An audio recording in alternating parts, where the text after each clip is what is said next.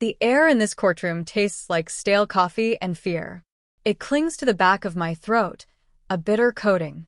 I watch him across the room, my husband, though the word feels like ash now. He sits beside his attorney, a smug smile playing on his lips, a smile that says he's already won. He glances over, catches my eye, and that smile widens just a fraction, a silent, cruel taunt.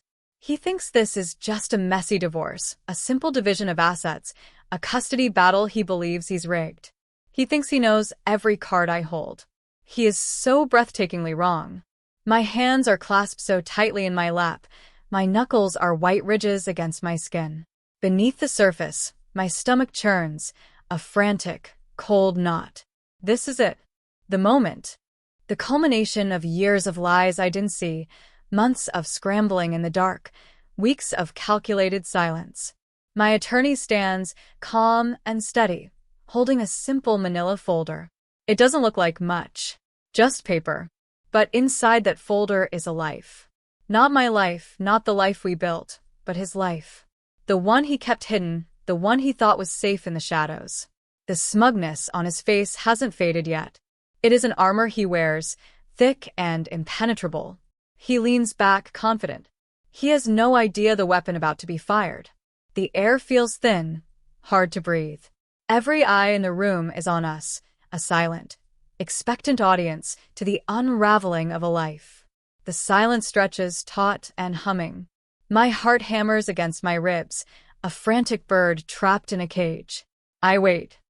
If this story feels like a tightening vice, like the air being slowly squeezed from your lungs, let me know where you're watching from and what time it is. And if you haven't already, please subscribe. It helps me more than you know. It feels like a lifetime ago now, the way things were. Not just different, but painted in colors that seem unreal from this distance. There was a house, a little place with a porch swing, and a yard that smelled of cut grass in the summer. There were routines, comforting and predictable. Coffee in the morning, his tie straightened just so before he left for work, the quiet evening hours spent reading or watching television, the low murmur of conversation that felt like the soundtrack to a peaceful existence. He was the steady one, or so I thought. He worked hard or claimed to, traveled sometimes for his job in sales, he said. Long trips, sometimes a week or more. I missed him when he was gone. Sentimental messages, little emojis, tracking his flight paths on the app, feeling a small ache of longing until he was back. He'd come home tired, sometimes distant, but I attributed it to the pressures of work, the stress of being on the road. I tried to be supportive. Made his favorite meals, listened when he wanted to talk, gave him space when he didn't. I built my world around the solid, reliable structure he seemed to provide. We talked about the future. Retirement plans, maybe a small cabin by the lake, grandchildren someday. These weren't idle dreams. They felt like blueprints. We were building something together, brick by careful brick. My desires were simple, rooted in this shared vision: security, companionship, a quiet happiness that deepened with time. I saw us growing old together, two trees with intertwined roots, weathering storms side by side. He was my constant, my anchor in a world that often felt chaotic. I trusted him implicitly. Why wouldn't I? There was no reason not to. Our life together felt sturdy, real. It was a comfortable, ordinary existence, the kind you strive for without realizing how fragile it can be until it shatters. The quiet moments were the most precious. The way he'd read the newspaper on a Sunday morning, the sun slanting across his face. The shared laughter over a silly movie. The feeling of his hand finding mine under the table. These were the anchors of my reality, the proof that this life, this us, was substantial and true. I poured my energy into our home, into making it a sanctuary. I believed we were a unit, a partnership, facing the world together. I didn't see the cracks because I wasn't looking for them. Why would I look for flaws in the foundation when I believed it was built on solid rock? The idea that the man I shared my bed with, the man whose name I carried, could be living a completely separate existence, hidden from me, was so far beyond the realm of possibility that it didn't even register as a fear. It wasn't just naive. It was the absolute, unquestioning faith you place in the person you've chosen to navigate life with. I believed in him, in us, with the kind of quiet certainty that makes the fall all the more devastating. Every shared memory, every whispered promise, every mundane, comfortable moment, they were all woven into the tapestry of this life I believed was real. And the belief was so strong, so deeply ingrained, that it made the eventual unraveling feel like not just a betrayal, but a complete dismantling of reality itself. It wasn't just that he lied, it was that the entire foundation of my world was a lie. And I lived on that foundation for years, breathing the air of deception without ever smelling the rot beneath. The first crack was small, almost imperceptible, like the tiny hairline fracture you don't notice in a window pane until the light hits it just right. It was an email, buried deep in his inbox, a notification I saw purely by accident when I was helping him find a document. It was from a local school, but not one connected to anyone we knew, no nieces or nephews or friends' kids. It was addressed to him, mentioning a parent-teacher conference. My heart did a strange little stutter step. A parent-teacher conference? For whose child? It made no sense. We didn't have children. Not together. Not from previous relationships. Just us. I stared at the screen, a cold feeling spreading through my chest. It had to be a mistake. Spam, maybe? A wrong address? But the email looked legitimate, addressed specifically to his name. I didn't confront him immediately. The fear of seeming irrational, of accusing him baselessly, was stronger than the prickle of suspicion. I tucked the information away, a small, sharp pebble in my shoe. It bothered me, though. Nibbled at the edges of my peace. Then there were the phone calls. Calls he'd taken in another room, his voice low, almost secretive. He'd brush it off as work, a sensitive client, a confidential deal. But the frequency increased and the evasiveness felt deliberate. He started being more protective of his phone, taking it with him everywhere, even to the bathroom. Little things, insignificant on their own, started piling up. Receipts for things I didn't remember buying or doing together. A sudden defensiveness when I asked about his travel schedule. A vagueness about where he'd been or who he'd met. I tried talking to him. Approached him gently, tentatively. Asked about the email, feigning confusion. He dismissed it with a wave of his hand. Oh, that? Must be spam. Or maybe someone with a similar name. He didn't even look at me. The casual lie, delivered with such ease, felt like a physical blow. It wasn't just the lie itself, but the complete lack of hesitation, the effortless deception. It made me question everything he said, every casual remark. Was he always like this? Was I just blind? I started noticing other things, things I'd previously overlooked or excused. The way he sometimes seemed to disconnect, his eyes distant. The excuses for missing events with my family or friends. The sudden work emergencies that pulled him away on weekends or holidays. The pebble in my shoe was growing into a rock, bruising my soul with every step. The comfortable routine of our life started to feel like a performance, a play where I was the unwitting lead actress, delivering my lines while the other actor was secretly following a different script entirely. I felt a profound sense of disorientation, like the world had tilted slightly on its axis. What was real? What wasn't? Every conversation became an interrogation in my own mind. Was he telling the truth? Could I trust this? The man I loved, the man I built my life with, was starting to feel like a stranger. And the terrifying part was, I didn't know who the stranger was. Just that he wasn't the person I thought I knew. The fear started to morph into a cold, creeping dread. Something was profoundly wrong, and I was utterly alone in trying to figure it out.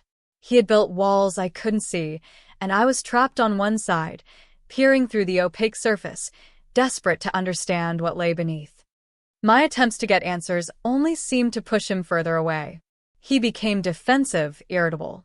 Any question about his time, his travel, his finances, was met with accusations of being nosy, mistrustful, even paranoid. Why are you always questioning me? He'd snap. Don't you trust me? The gaslighting was subtle at first, then became more overt. He'd twist my words, deny things he'd said or done, make me feel like I was losing my mind. "You're imagining things," he'd say, his voice dripping with false concern. "Maybe you should see someone. You seem stressed." He was trying to turn my suspicion against me, to make me doubt my own sanity. And for a while it worked. I questioned myself constantly. Was I being unfair? Was I reading too much into things? Was the stress of everyday life just getting to me? The comfortable silence between us became heavy, loaded with unspoken accusations and hidden truths. The house that was once a sanctuary started to feel like a cage. Every time he left for a business trip, I felt a knot of anxiety in my stomach. I started checking flight times, looking up hotel prices, trying to find inconsistencies. There were small ones here and there, but nothing concrete, nothing I could point to and say, "See? You lied." He was careful. So incredibly careful. The financial strain started next. Money that should have been there wasn't. Explanations for missing funds were vague, tied up in investments or business expenses he couldn't fully disclose. Bills went unpaid. Bounce checks appeared. When I confronted him, he'd explode in anger, accusing me of not understanding the pressures he was under, of not supporting him. He'd make promises to fix things, to catch up, but the pattern continued. The financial crisis mirrored the emotional one. Everything felt unstable, on the verge of collapse. My attempts to get a clear picture of our finances were blocked at every turn. He controlled the accounts, the statements. He provided only the information he wanted me to see. I felt increasingly powerless, not just emotionally, but practically.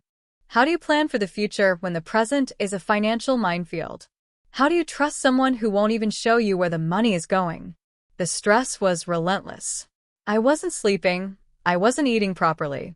My body was reacting to the constant state of alert, the low hum of fear and uncertainty that had become my constant companion. Friends noticed I wasn't myself. I made excuses, offered vague explanations. How could I possibly explain that I suspected the man I married was systematically dismantling our life, piece by piece, for reasons I couldn't fathom? It sounded crazy, even to me. The isolation was crushing.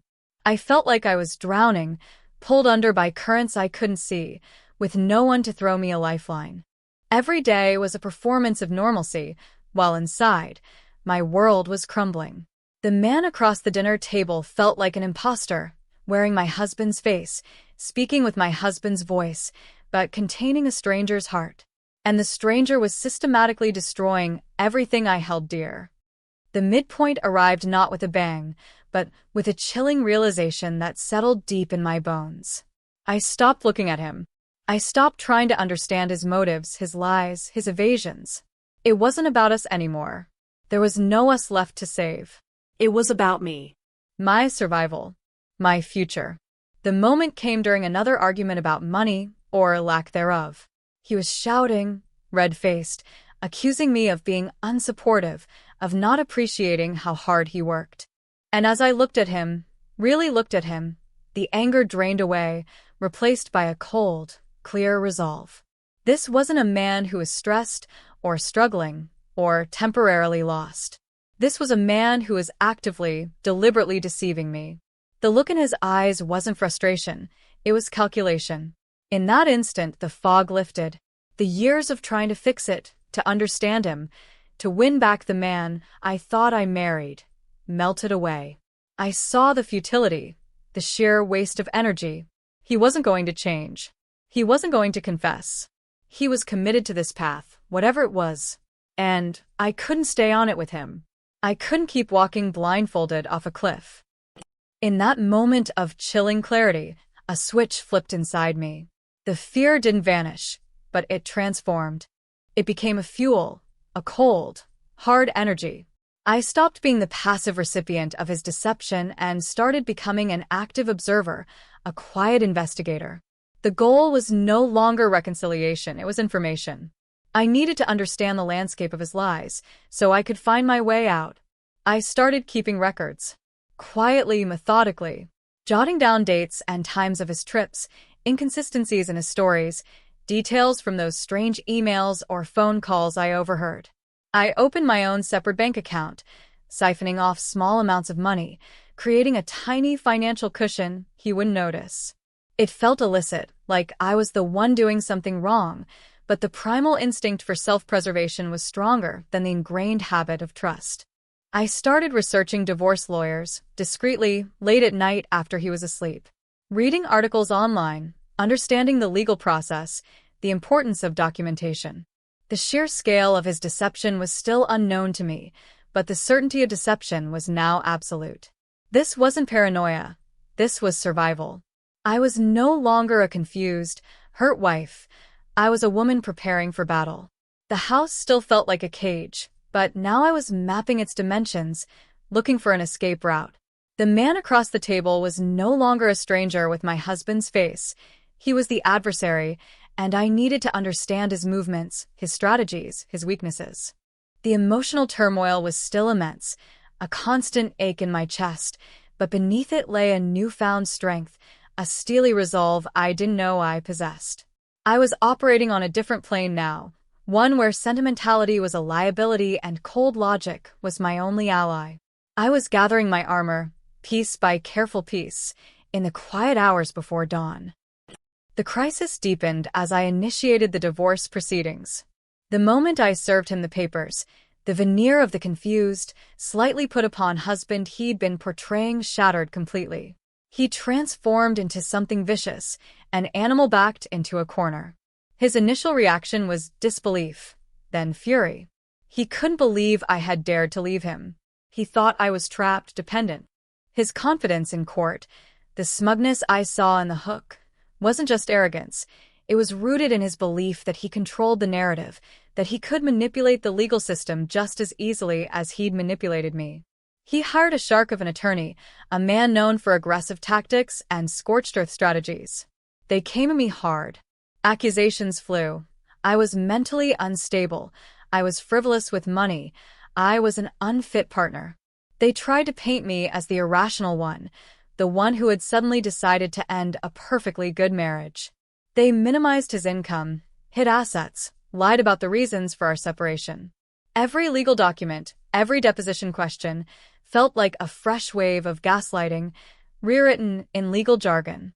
My early struggles felt naive in comparison to this onslaught. This was war.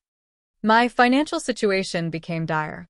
He cut me off, leaving me scrambling to cover basic expenses. The small cushion I'd built was quickly depleted. My attorney was good, but legal battles are expensive, and his side seemed to have limitless resources. I felt the pressure mounting, the fear creeping back in, threatening to overwhelm my newfound resolve.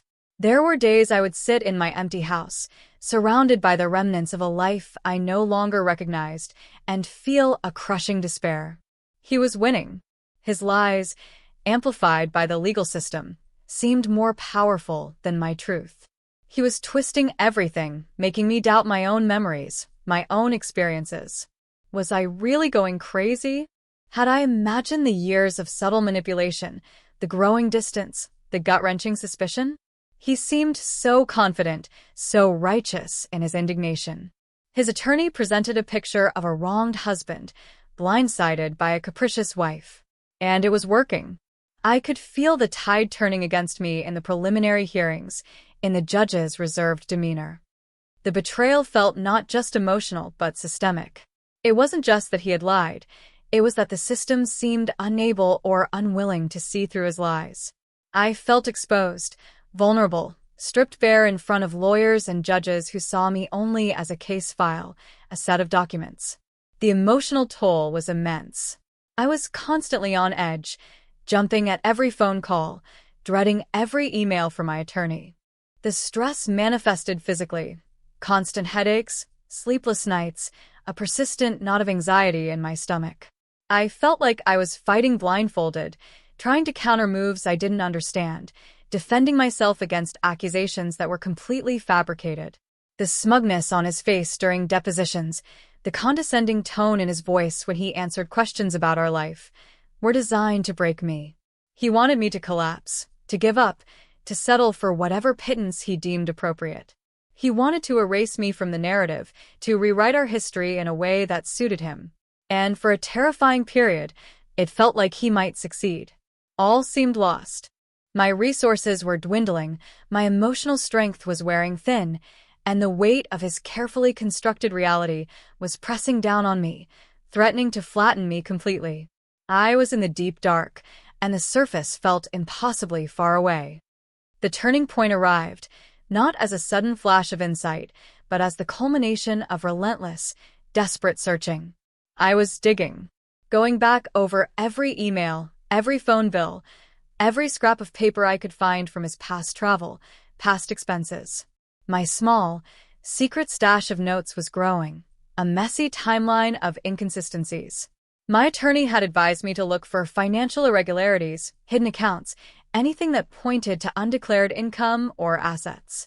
But I wasn't just looking for money anymore. I was looking for the truth of his second life.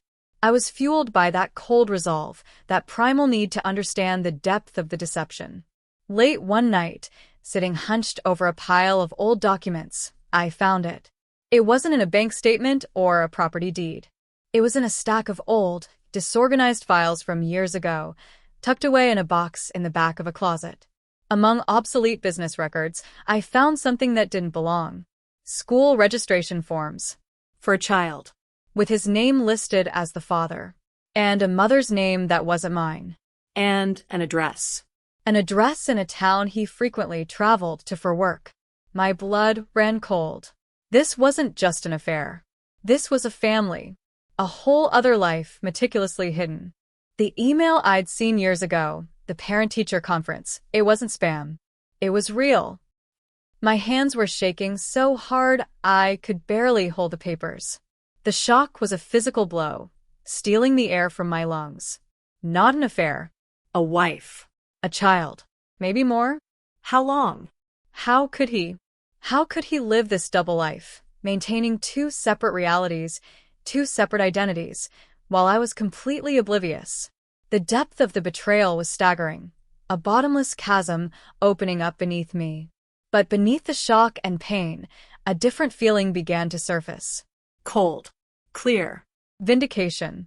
This wasn't paranoia. This wasn't me being crazy. This was real. This was the concrete, undeniable proof of his deception, the key to unlocking his carefully constructed lies. It wasn't just proof of infidelity. It was proof of systemic, long-term fraud. He hadn't just lied to me. He had lied to the world, maintaining a second legal identity, potentially committing bigamy, certainly committing financial fraud on a massive scale to support two households. I gathered everything. The school forms, old utility bills found with the address, anything that hinted at this other life. My hands were steady now, fueled by a quiet fury. I called my attorney the next morning, my voice calm, measured, despite the storm raging inside me. I found something, I told him. Something that changes everything. I went to his office, laid the documents on his desk. He looked at them, his expression shifting from curious to surprised, then to grim determination. My God, he murmured. He wasn't just cheating. He built an entire other life. The legal implications were enormous. This wasn't just grounds for divorce. This was fraud, potentially criminal charges. His carefully constructed defense, based on portraying me as the unreasonable party and minimizing his income, crumbled in the face of this. This wasn't about dividing marital assets anymore. It was about unraveling a complex web of deception and holding him accountable for a lifetime of lies. My fear was gone, replaced by a cold, hard resolve. He thought he had won. He thought he could bury me under his lies. But I had found the truth. And the truth, I realized, was a weapon more powerful than any lie he could conjure. I was ready for court. The courtroom air still tastes of fear, but it's not mine anymore. It hangs heavy around him, though he doesn't know it yet. He's still wearing that smug smile, watching me with that familiar, condescending gaze. My attorney is questioning him, polite but persistent, circling the edges of the trap. He asks about his business trips, about his income, about certain periods of time where his whereabouts were vague. My husband answers smoothly, confidently, sticking to the script he's perfected over years of deception. He lies easily, effortlessly, his eyes flicking towards me, a silent dare. Catch me if you can. Then my attorney turns. He walks to the evidence table, picks up the manila folder. It looks so innocuous. Mr. Husband's last name, my attorney says, his voice clear and calm. I'd like to ask you about your residency during the period of 2010 to 2023. My husband shifts slightly, a flicker of confusion crossing his face. It's not a line of questioning he expected. My residency? He repeats, a hint of impatience in his tone. I resided at our shared address, where my wife and I shared a home. My attorney nods slowly. Yes, that's what you've testified. Now, during that time, did you perhaps also maintain another residence? The smugness on my husband's face falters. A tiny muscle twitches near his eye. No, of course not, he says, but his voice is suddenly higher, tighter. Why would I do that? That is the question, isn't it? My attorney says, his gaze steady. He walks towards the witness stand, the manila folder held loosely in his hand. We have here, Your Honor, documents obtained during discovery that shed some light on Mr. Husband's last name. As activities during this period, he hands a document to the clerk, who passes it to the judge. The judge, a stern-faced woman, takes the document, her expression unreadable. She reads it, her eyes scanning the page. The silence in the courtroom stretches, thicker now, heavier. My husband is watching her, his jaw tight. My attorney turns back to him. Mr. Husband's last name, I show you what has been marked as Exhibit A. Can you identify this document? A copy is handed to my husband.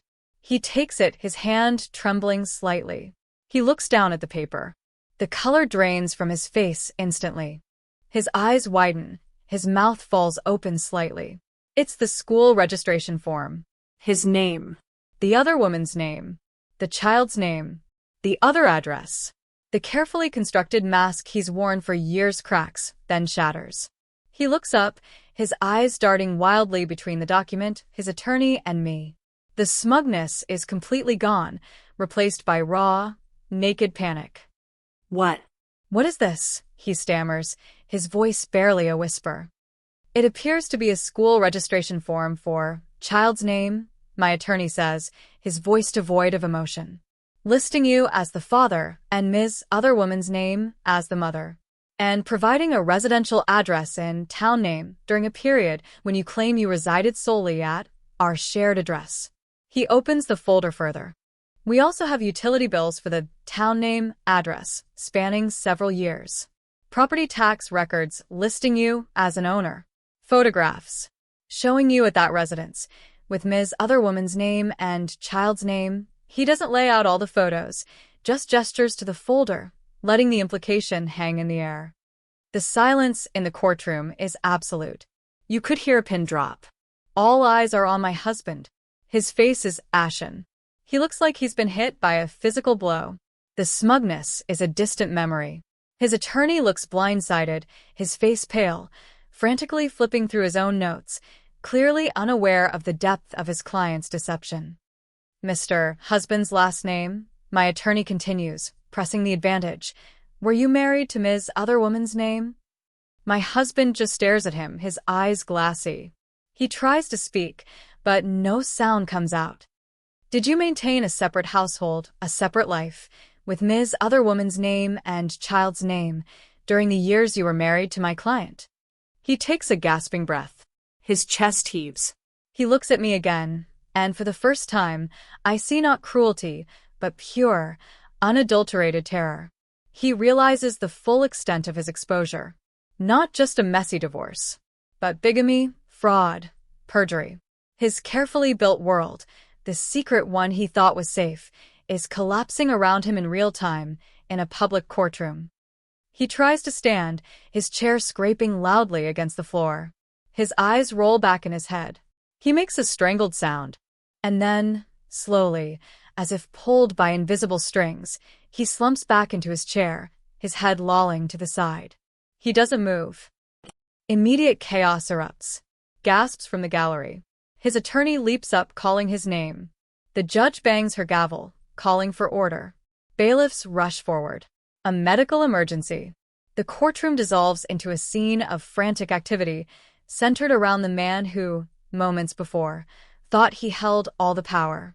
He lies there, collapsed, his secret life laid bare on the table beside him, his smugness shattered into a million pieces on the cold courtroom floor. The aftermath is a blur of hushed voices, flashing lights of emergency personnel, and the lingering, stunned silence of those who witnessed the collapse. He was taken away on a stretcher, his face still gray and slack. The court proceedings were adjourned, of course. His attorney, looking utterly bewildered and furious, gathered his papers, shooting me a look that was pure venom, as if I was responsible for his client's deceit and subsequent medical event. But the power had shifted. Completely. News spread quickly, of course. A man collapsing in court during his divorce hearing after bombshell evidence was revealed. While the details of his second life weren't immediately public record in their entirety, enough was out there to make it clear this wasn't just a typical divorce. The initial reports were vague, hinting at significant undisclosed information. The full truth, the extent of the bigamy and financial fraud, would come out later, in legal filings and investigative reports. His collapse was the physical manifestation of his world shattering. He couldn't bluff his way out of this. He couldn't lie his way out. The paper trail, the undeniable proof of his second life, was more powerful than any performance he could give. He thought he was invincible, that his charisma and cunning could overcome any obstacle. He was wrong. The legal battle that followed was different. With the truth of his double life exposed, his entire defense strategy crumbled. He couldn't contest anything without admitting to years of perjury and fraud. The settlement was swift and decisive. I received everything I was legally entitled to and more, given the extent of his financial deception and the legal ramifications of his actions. His second family was also, devastatingly, brought into the light. The woman he was married to, the child he had, were victims of his lies just as much as I was, albeit in a different way. That realization added another layer of sadness to the situation. His deceit had a ripple effect, destroying multiple lives. He faced legal consequences beyond the divorce court, though I won't go into the specifics. That's his story to bear. My focus was on rebuilding. The financial security was a relief, but it couldn't erase the years of emotional damage, the profound sense of betrayal. It's a strange kind of victory, winning based on the complete moral bankruptcy of the other person. There was no joy, only a cold, quiet satisfaction that the truth had prevailed, that his lies hadn't won. The path forward is long. Healing isn't linear. There are days the bitterness threatens to consume me. Days I question how I could have been so blind, so trusting. But then I remember the cold resolve I found, the strength I didn't know I had. I remember the feeling of the truth in my hands, the power it held. The house feels different now. It's mine, truly mine, cleansed of his lies. The air is lighter. The routines are mine to create.